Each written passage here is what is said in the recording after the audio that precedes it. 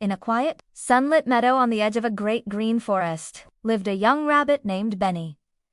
Benny was soft and brown, with tall ears that twitched at every sound and strong legs built for jumping. He lived in a burrow with his mother and 2 sisters. Their days were filled with foraging for clover, hopping under bushes, and playing hide-and-seek in the tall grass. But life wasn't always fun and games for a rabbit, Benny's mother often reminded him.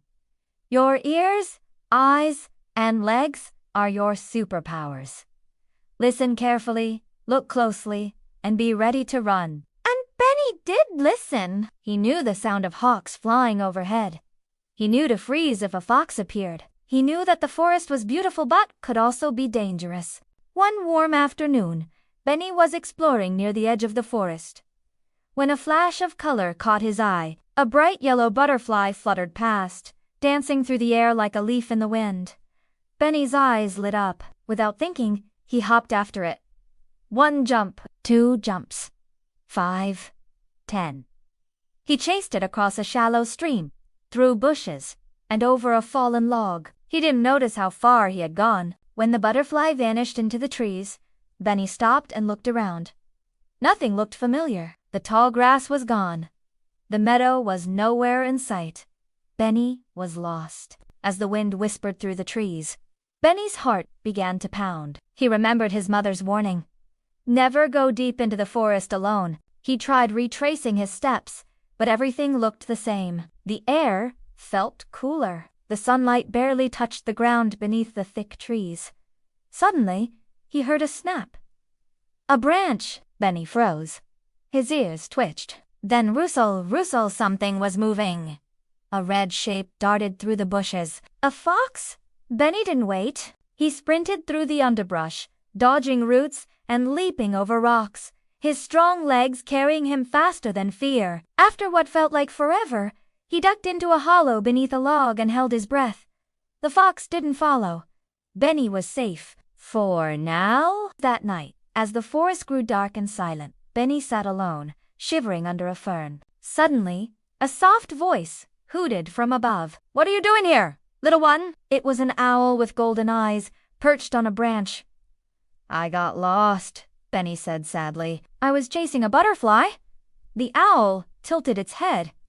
Happens to the best of us. The owl introduced himself as Orin, the night watcher of this part of the forest. Orin couldn't leave his perch, but he offered advice. Follow the river in the morning. It winds back toward the meadow.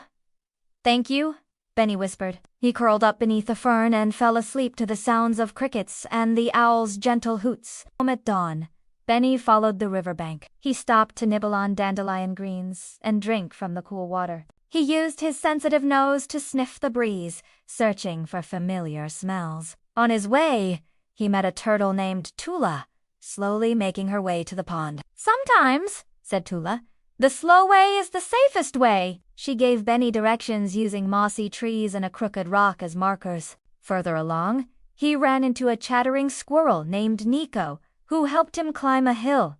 From the top, Benny saw it. The meadow. His home. He could almost smell the clover. With excitement bubbling in his chest, Benny hopped as fast as he could down the hill, through the tall grass, and across the small stream. Mama! He cried as he approached the burrow. His mother popped her head out, eyes wide with relief. Benny! Thank goodness you're safe! They hugged tightly, and his sisters squealed with joy. That evening, Benny told his family everything about the fox, the owl, the turtle, and the squirrel, about the river, and how he remembered to listen, look, and run just like his mother taught him. From that day on, Benny became known as Benny the Brave. Not because he wasn't scared, but because he learned from fear, made smart choices, and asked for help when he needed it. And though he still watched butterflies, he never chased them too far. Sometimes he'd sit by the river, look toward the forest, and think about his journey not with fear, but with wonder and pride, because now he knew something very important. Even small rabbits can have big adventures and find their way home.